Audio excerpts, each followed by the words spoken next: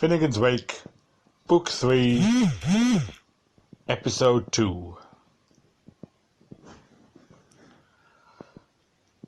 Jaunty John, as I was shortly before that made aware, next halted to fetch a breath, the first coterminous leg of his night stride being pulled through, and to loosen, let God's Son now be looking down on the poor preambler, both of his bruised brogues that were plainly made a good bit before his hosen were, at the weir by Lazar's walk, for far and wide, as large as he was lively, was he noted for his humane treatment of any kind of abused footgear. A matter of maybe 90 or so barrel hours distance off, as truly he merited to do. He was there, you could plain metrically see, when I took a closer look at him. That was to say, gracious helpings, at this rate of growing, our cottage child of yester-eve will soon fill space and burst in systems, so speeds the instant, amply altered for the brighter, though still the craven image of his squarer self, as he was used to be, perspiring but happy, notwithstanding. His foot was still asleep on him, the way he thought, by the holy Januarius. He had a bullock's hoof in his buskin, with his helixes so splendid, through Ireland untranscended, big-mouthed, posed there, propped up, restant, against the butter-blonde warden of the peace, one Constabulus Sigurdsson. And where better than such exeer-faced man to rest from roving, the lady own, he boot-blacked, who buried upright like the Osbornes, cosy-dozy, had tumbled slumbersomely, on sleep-at-night duty behind the curing station, equilibrated amid the embracings of a monopolized bottle. Now there were as many as 29 hedge daughters out of Benent, St. Berchard's National Night School, for they seemed to remember how it was still a once-upon-a-4-year, learning their anti-meridian lesson of life. Under its tree, against its warning, beseated as they were upon the brinks pondy, attracted to the rarest sight of the first human Yellowstone landmark, the bear, the boar, the kind of all boars. Sir Humphrey his knave we met on the moors, while they paddled away, keeping time magnetically with their 58 pedalettes, playing fooly-fool, jouez allo, misto posto, oh jo, Janocali, all barely in their tip-tap teens, describing a charming dactylogram of nocturnes, though repelled by the snores of the log, who looked stuck in the sod, as ever and oft when liquefied, vil. He murmured absurdly in his Dutch and his native, visibly unmoved over his treasure trove, for the crown, dotted dead, bedstead mean, diggy, smuggy, flasky. John, after he had in the first place doffed a hat with a reinforced crown, and bowed to all the others in that chorus of praise of good-will girls on their best behaviour, who all they were, girls all rushing so warmly for the post, as busy as he could be to read his kiss hands, kittering all about, rushing and making a tremendous girl's fuss over him pell-mell. Their jeune premier and his rosy-posy smile, mussing his frizzy hair and the gollywog curls of him, all but that one. Finfrere's fairest, done in love letters like a tray full of cloudberry tartlets. Ain't they fine? Mighty, mighty, fine and honoured, and smiling, smelling, pair and pair about, broad by bread and slender to slimmer, the nice perfumios that came convy peeling off him nice, which was angelic, simply savouring of wild thyme and parsley jumbled with breadcrumbs, oh nice, and feeling his full fat pouch for him so tight, and jingling his jelly bags. For though he looked a young chappie of 16, they could throw by his manhood that he was just the killingest lady killer all by kindness. Now you, John, asking kindly, "Hello, missus, after there, how are yous at all with those of their dolly begs, and where's Agatha's lamb, and how are Bernadetta's columbillas, and Julianore's tumby bunnies, and Juliania's tuggerfunnies?" He next went on, fine feel fit, to drop a few straight remarks anent their personal appearances, and the contrary taste displayed in their tight kitty casques, and their smart fricky-frockies, asking coy one after sly one, had she red Irish leggings, and gently reproving one that the hem of her hum could be seen below her hem, and whispering another aside, as lavariant, that the hook of her hum was open a bittock at her back to have a side-eye to that hum, and all, of course, just to fill up a form out of pure human kindness and in a sprite of fun. For John, by the way, was by the way of becoming, I hope he was, the most purely human being that ever was called man, loving all up and down the whole creation, from Samson's tyke to Jones's sprat, and from the king of all wrens down to infusories. John, after those few prelims, made out through the aeroscope the apparition of his fond sister Izzy, for he knowed his love by her waves of splashing, and she showed him by proof by her way of pushing. Nor could he forget her so tarnally easy, as all that since he was brother besides her Benedict, godfather, and heaven knows he thought the world and his life of her sweetheart. Goodbye, brow, poor, good, true John. Sister dearest, John delivered himself with express cordiality, marked by clearance of diction and general delivery, as he began to take leave of his scholastica. At once.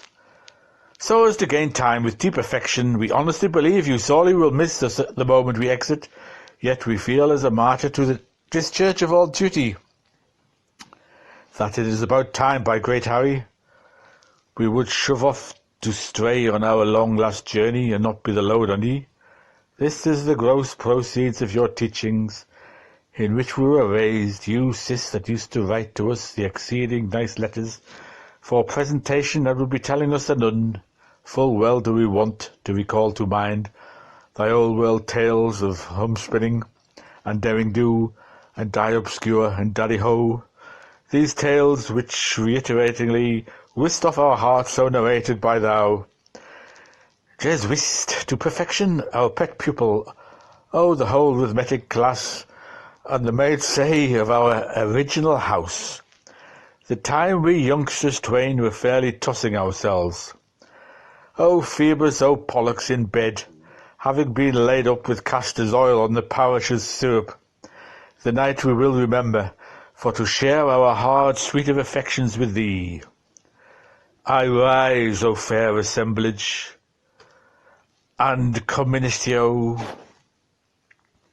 Now then, after this introit of exordium, my galaxy girls, qui pro quo of directions to hen servants, I was asking his advice on the strict TT from Father Mike P.P., my orational Dominican and confessed doctor, CCDD, by the birds he was saying as he yerked me under the ribs, sermon in an off-hand way, and confidence between peas like ourselves in so-and-so, many non-concupiscent words, and how he had been conversating teat-a-teat with two viragos intactors about what an awful life he led, poorish priced, uttering mass for a couple of geldings, and what a lawful day it was there and then for a consummation with an effusion, and how by all the many Larry's 8 pignatties, how Helen Tunnels, he'd marry me any old buckling time as flying quick as he'd look at me, and I am giving use now again in words of style by a way of oft-terry hiss and mick advice, and it placed the person as ere he retook him to his cure, those verbs he said to me. From above, the most eminent bishop titular of Dubrovnik, to all his purty busses indelibilini, come all ye dimzel damsels, sidle down and lizzles all. Follow me close, keep me in view, understudy me saris, which is to all practising masseurs, from a preaching freer, and be a gentleman without a duster, before a parlour maid without a spitch. Now, during our brief aspence from this furtive feuchtig season, adheres to as many as probable of the 10 Commandments, touching purgations and indulgences, and in the long run they will prove for your better guidance along your path of right of way. Where the liziers are we, and what's the first thing to be sung? Is it rubrics, mandarismus, pasqualines, or verdidades? Isn't it? Or is the bruise livid indicors of extreme violence, and for the lover of liturgy, becant or besant, were the face to be wished for? Several thin days after what's in time, I'll sack that sick server the minute I bless him. That's the moist I can do for the grapes. Economy of movement, axe wise said. I've a hope some's choice if I choose all the things in the colander, for the common for Ignatius Purpleum, to the proper of Francisco Ultra, ma last of scorches, third of snows, interrogamens, howdy-do's. Here she's Isabel, that wears in heaven, virgin white,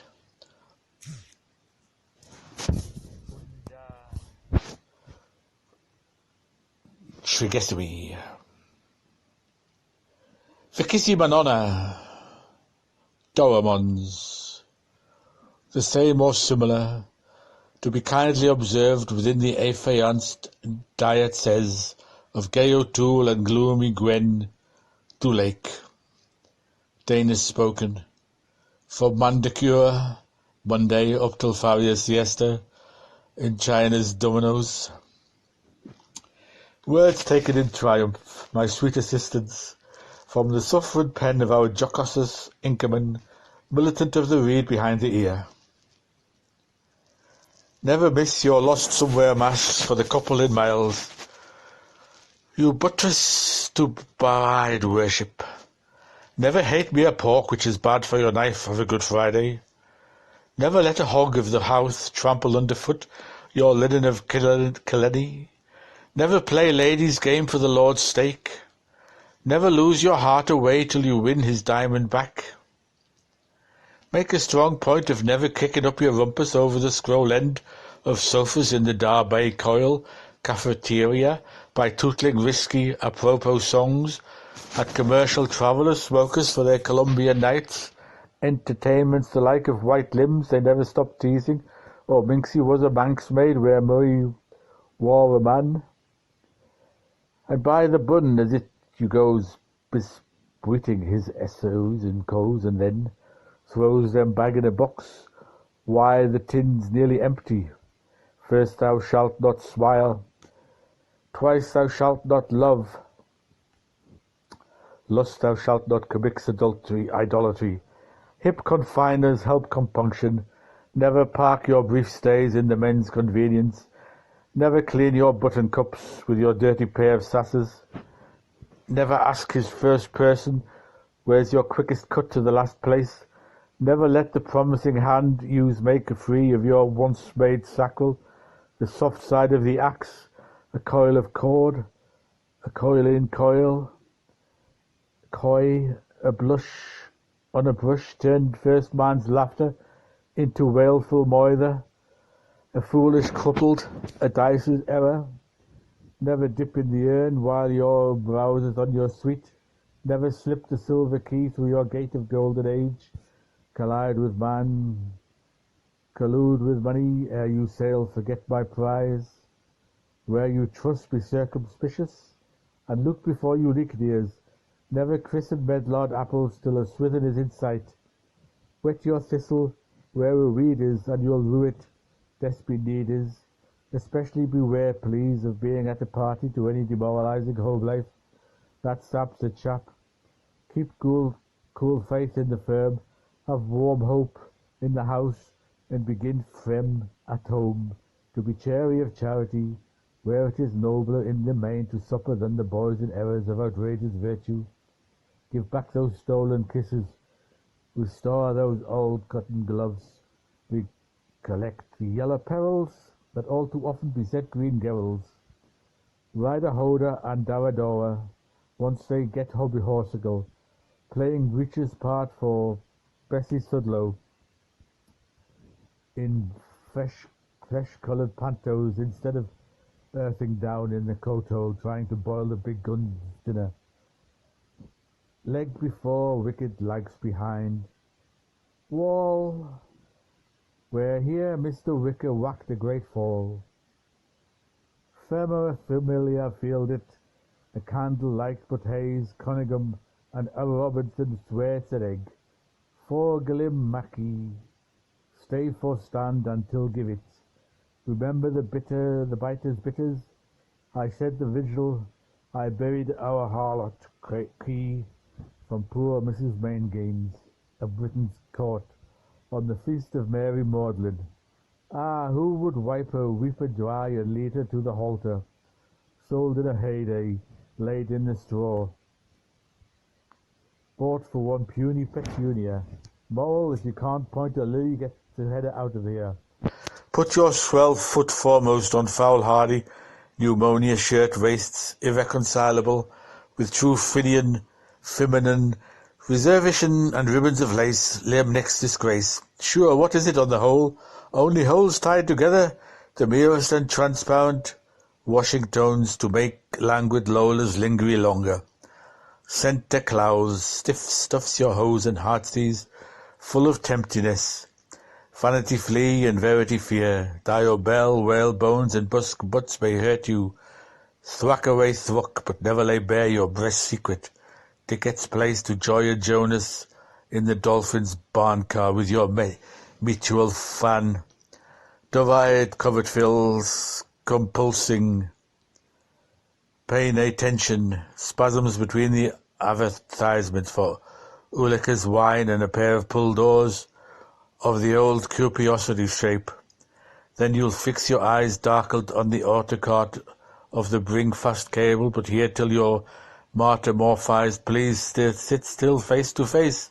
For if the short of your scorth falls down to his knees, pray how wrong will he look till he rises?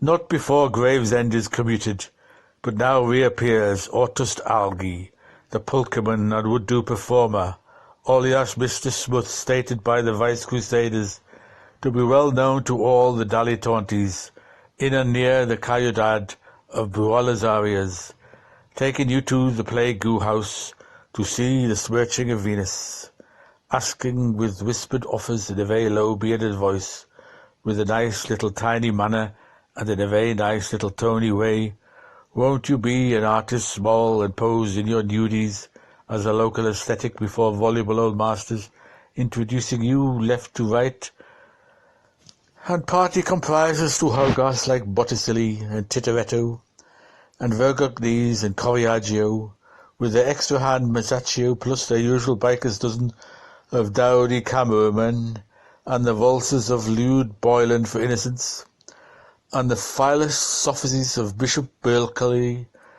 Oh, the frecklessness of the giddies, no voutays. There's many's the ice-pole globetrotter is haunted by the hottest spot under the equator, like Ramrod the meaty hunter, always Jager for a thirst, a thrust. The back beautiful, the undraped divine, and Susie's modals with their blue Danube boys, all blah. Vipers vapoured violets, put off the old man at the very font and get right on with the nutty sparker round the back.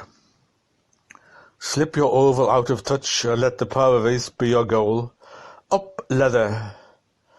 Prunella, convert your try. Stick wicks in your ear shells when you hear the prompter's voice. Look on a boa in his beauty and you'll never more wear your strawberry leaves. Rely on the relic. What bondman ever you bind on earth, I'll be bound. 'Twas combined in Hemel. Keep airy whores and the worm is yours. Dress the pussy for her nighty and follow her piggy tails up the way to Winkyland. See little Bo Peep, she's first asleep, and after sat your poetries, and you know what happens when Jane throws over Jupan. Go to DOS with the poulterer. You understand, and shake up with the milkman. The Sullivan vultures are on the prowl, and the Haley's Gringamerys. Tobacco's taboo, and toboggan's a backseat.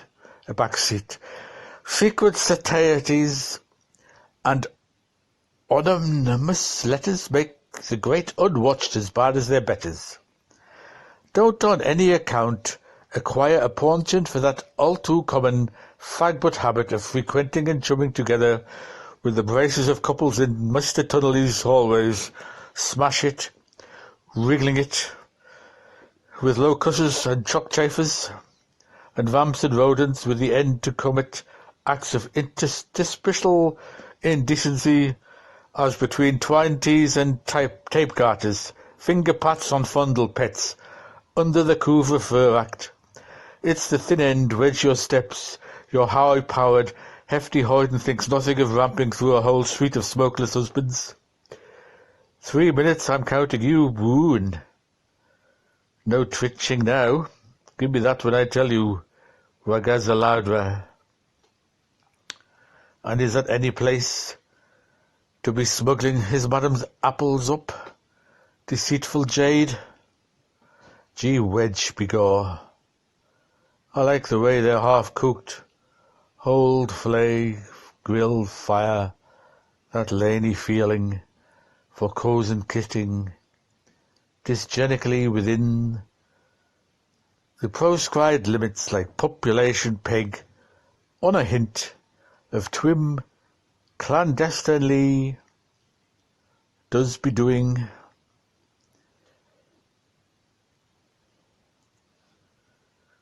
To Temptation Tom. Atkins questions in barrier snacking swear words like a nurse maggot. While there's men o' war on the say, there'll be loves or women on the do. Love through the usual channels, cistern brotherly, when properly disinfected and taken near, in the venerable way upon retiring to roost in the company of a husband-in-law or other, respectable relative of the opposite sex, not love that leaves by the nose as I foresmelt, but canalized love. You understand? Does a felon good suspiciously if he has a slugger's liver, but I cannot belabor the point too ardently. And after the lessons of experience, I speak from inspiration, that fetid spirits is the thief of purities. So none of your 20-rod cherry whisks, me daughter.